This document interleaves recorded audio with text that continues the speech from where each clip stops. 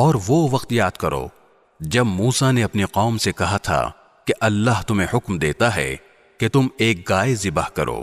وہ کہنے لگے کہ کیا آپ ہمارا مذاق بناتے ہیں؟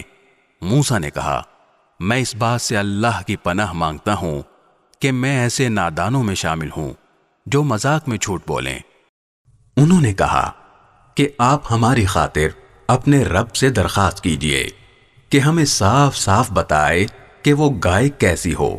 اس نے کہا اللہ فرماتا ہے کہ وہ ایسی گائے ہو کہ نہ بہت بوڑھی ہو نہ بالکل بچی، بلکہ ان دونوں کے بیچ بیچ میں ہو۔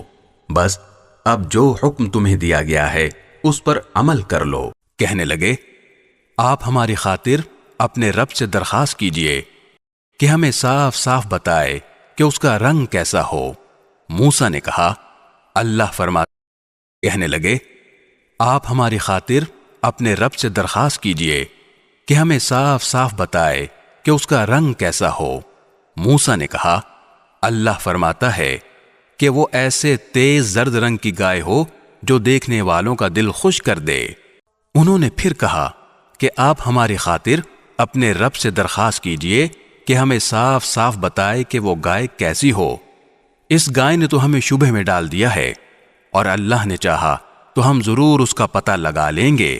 موسیٰ نے کہا اللہ فرماتا ہے کہ وہ ایسی گائے ہو جو کام میں جت کر زمین نہ گہتی ہو اور نہ کھیتی کو پانی دیتی ہو، پوری طرح۔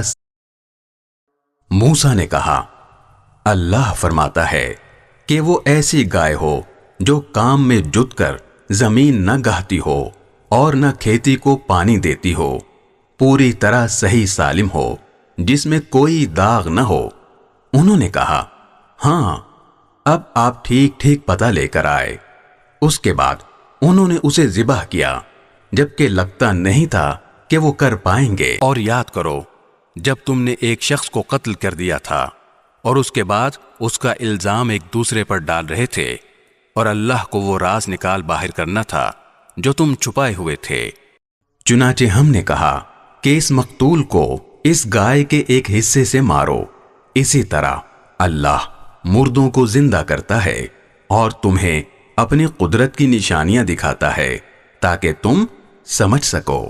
اس سب کے بعد تمہارے دل پھر سخت ہو گئے، یہاں تک کہ وہ ایسے ہو گئے جیسے پتھر، بلکہ سختی میں کچھ ان سے بھی زیادہ، کیونکہ پتھروں میں سے کچھ ایسے بھی ہوتے ہیں جن سے نہریں پھوٹ بہتی ہیں، اور انہی میں سے کچھ وہ ہوتے ہیں جو خود پھٹ پڑتے ہیں اور ان سے پانی نکل آتا ہے، اور انہی میں وہ پتھر بھی ہیں جو اللہ کے خوف سے لڑک جاتے ہیں۔